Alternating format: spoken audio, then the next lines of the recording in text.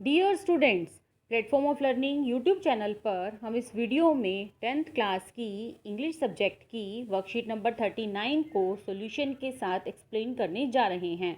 Video को पूरा ज़रूर देखें और यदि आपने अभी तक चैनल को सब्सक्राइब नहीं किया है तो इसे सब्सक्राइब ज़रूर कीजिए। तो चलिए स्टार्ट करते हैं worksheet number 39। Revision. Read the following passage given below and answer the questions that follow. Students, यहाँ पर आपको एक पैसेज दिया गया है और आपको उस पैसेज को पढ़कर नीचे दिए गए क्वेश्चंस के आंसर करने हैं। वैसे ये हमारी रिवीजन वर्कशीट है, तो इसमें पिछली वर्कशीट का रिवीजन है। जो आपने पिछली वर्कशीट में जो पैसेज पढ़े हैं, जो एक्सट्रैक्ट पढ़े हैं, आपको उन सब के बेस पर कुछ क्वेश्चंस दिए गए हैं। यदि आपने वो रिवीजन अच्छे से पढ़ाई की है, अच्छे से स्टडी की है, तभी आपको नीचे दिए गए क्वेश्चंस अच्छे से समझ पाएंगे। तो देखिए यहाँ पर जो पैसेज दिया गया है, चलिए हम उन्हें देख लेते हैं एक बारी। I argued that talking is a student's trait and that I would do my best to keep it under control. यहाँ पर एनी फ्रैंक ने बोला है कि आई आर्ग्यूड दैट, मैं ऐसा आर्ग्यू करती हूँ, that talking is a student's trait, बोलना जो है वो स्टूडेंट की खासियत होती है। ट्रेट का मतलब क्या होता है? खासियत। मतलब अब जो भी बच्चा है, जो भी स्टूडेंट है, वो चट चट बोलता ही रहता है, तो टॉकिंग जो है वो उसका ट्रेट है, उसकी खासियत है। And that I would do my best to keep it under control, और फिर भी मैं इस सिचुएशन को कंट्रोल करने के लिए अपनी तरफ से बेस्ट करूँगी। But that I would never be able to cure myself of the habit since my mother talked as much as I did it not more. लेकिन फिर भी मैं अपने आप को, मतलब I would never be able to cure myself, लेकिन मैं अपने आप को मतलब इस ट्रेट से दूर रखने के लिए पूरी तरह से एबल नहीं हूँ। क्यों नहीं हूँ? क्योंकि मेरी मदर भी जो है वह मतलब बचपन से ही, अपने बचपन से ही बहुत ज़्यादा टॉकेटिव रही हैं, बहुत ज़्यादा बोलती हैं। तो ये मेरी हेरिडिटी है, ये मेरे खून में है कि टॉकिंग, बोलना जो है वो मेरे खून में है। तो मैं अपने आप की, अपनी इस हैबिट को पूरी तरह से क्योर नहीं कर पा रही हूँ। And that there's not much you can do about inherited trades. और इसी तरह से हम कह सकते हैं कि अपने इनहेरिटेड ट्रेड्स को, अपने आनुवंशिक ट्रेड्स को, अपनी इस खासियत को छोड़ना बहुत मुश्किल हो जाता है हमारे लिए। लेकिन फिर भी हम अपनी तरफ से इस सिचुएशन को कंट्रोल करने के लिए अपना बेस्ट करेंगे। तो स्टूडेंट्स, ये हमारा पैसेज था।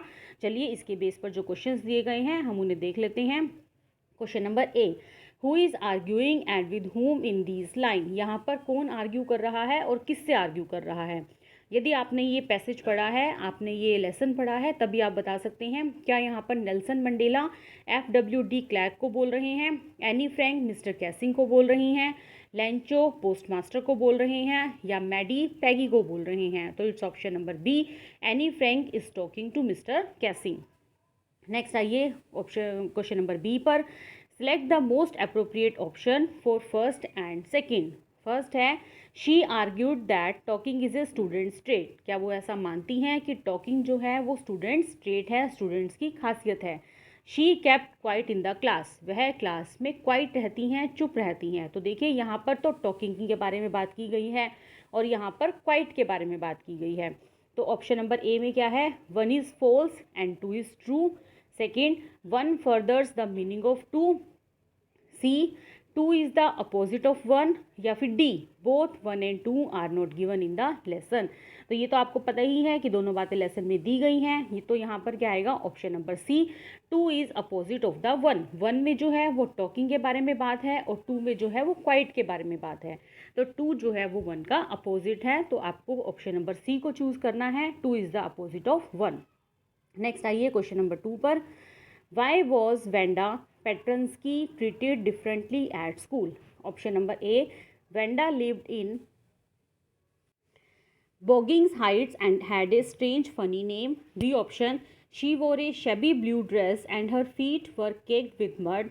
C option, she said that she had 100 dresses lined up in her cupboard. या फिर all of the above। तो यहाँ पर आपको option number D, all of the above को लगाना है।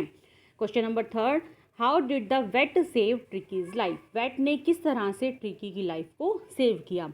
By taking him to the hospital, उसे हॉस्पिटल ले जाकर। By taking him for a walk, उसे वॉक पर ले जाकर। By giving him extra meals to build up his stamina, या फिर उसका स्टेमिना बिल्ड करने के लिए उसे एक्स्ट्रा मील देकर, या फिर बोथ बी एंड सी। तो यहाँ पर आपका ऑप्शन नंबर ए है, by taking him to the hospital. उसे हॉस्पिटल ले जाकर वेट ने ट्रिकी की लाइफ को सेव किया। वहाँ पर जाकर उसने ट्रिकी को दूसरे डॉग्स के साथ रहना सिखाया, दूसरे डॉग्स के साथ अपने खाने को छीनना सिखाया, जिसकी वजह से उसका स्टेमिना, उसकी भूख खुद ब खुद बढ़ गई और वह ठीक हो गया। तो आपको ऑप्शन नंबर ए लगाना है, by taking him to the hospital. Next question number 4, how did Hari Singh know that Anil had forgiven him. किस तरह से हरी सिंह ने Hari Singh know that Anil had forgiven him, कि अनिल उसे माफ़ कर देगा। तो देखिए ऑप्शन नंबर ए में क्या है, Anil gave him a 50 rupee note and promise to pay him regularly. क्या अनिल ने उसे 50 रुपीज़ का नोट दिया और उसे यह प्रोमिस किया कि वह उसे रेगुलरली इतने रुपीज़ पे करेगा। Option number B, Anil would start teaching him how to write sentences. वह सीख गया कि किस तरह से सेंटेंसेस को लिख सकते हैं, सीख सकते हैं। नाइदर ए नोर बी, या फिर बोथ ए एंड बी। तो यदि आपने पैसेज, आपने ये एक्सट्रैक्ट, आपने ये वर्कशीट पढ़ी थी तो आपको पता होगा कि इसमें बोथ ए एंड बी है। अनिल ने उसे 50 रुपीज़ नोट भी दिया था, उसे प्रॉमिस भी किया था कि वह आगे उसे रेगुलरली ऐसे ही पे करता रहेगा, और अनिल लिखना और पढ़ना भी सीख गया था। तो आपको बोथ ए एंड बी को लगाना है। नेक्स्ट आइए क्वेश्चन नंबर 5 पर, identify the most likely tone of the poet in the lines to stay that destruction ice is also great. तो यहाँ पर है स्केर्सिटी, सार्केस्टिंग, या फिर B option serious, C option amused, या फिर सेलिब्रेटिव। तो सार्केस्टिंग का मतलब होता है व्यंग्यपूर्ण। जैसे कि आप जानते हैं इस पोयम में आइस को एक व्यंग्य की तरह यूज़ किया गया था, मतलब कि किस तरह से हम आइस के थ्रू भी डिस्ट्रक्शन कर सकते हैं। आइस जिस तरह से सॉफ्ट होती है, कोमल होती है, कठोर होती है, उसी तरह से हमारी नफ़रत भी जो है वह ऐसी ही होती है। तो यहाँ पर आपको ऑप्शन नंबर ए सार्केस्टिंग को लगाना है। सीरियस मतलब गंभीर होता है, अम्यूज मतलब खुश होता है, और सेलिब्रेटरी मतलब होता है जश्न मनाना, किसी चीज़ की खुशियाँ मनाना। तो it's option number A sarcastic. Next है question number 6, name the literary device used in merrily bouncing down the street and then merrily over. तो यहाँ पर मेटाफर नहीं है, सिमिली भी नहीं है, यहाँ पर एलिट्रेशन भी नहीं है, बल्कि यहाँ पर क्या है, एनाफोरा। तो आपको ऑप्शन नंबर डी एनाफोरा को टिक करना है। नेक्स्ट पे आइए क्वेश्चन नंबर 7 पर, Y could not Nelson Mandela fulfil his twin obligations. किस तरह से नेल्सन मंडेला अपनी दोनों ऑब्लिगेशन को पूरी तरह से फुलफिल नहीं कर पाए। तो देखिए जैसा कि सबको पता है कि हर एक बंदा अपनी फैमिली और अपने उसमें देशभक्ति में से अगर हम चूज़ करना चाहें तो दोनों को साथ साथ लेकर नहीं कर सकते, हमें एक ना एक चीज़ को छोड़ना पड़ता है। तो दोनों ऑब्लिगेशन हमारी इकट्ठी फुलफिल नहीं हो सकती।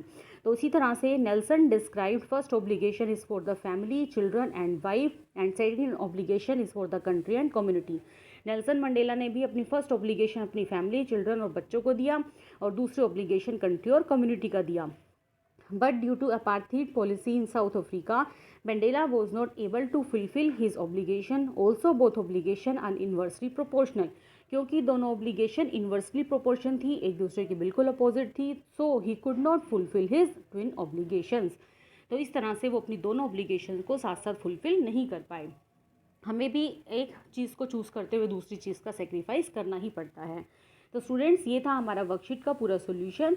उम्मीद है आपको ये वर्कशीट बहुत अच्छे से समझ में आ गई होगी। फिर भी यदि आपको कोई डाउट है या कोई क्वेरी है तो वीडियो के कमेंट सेक्शन में ज़रूर पूछिए।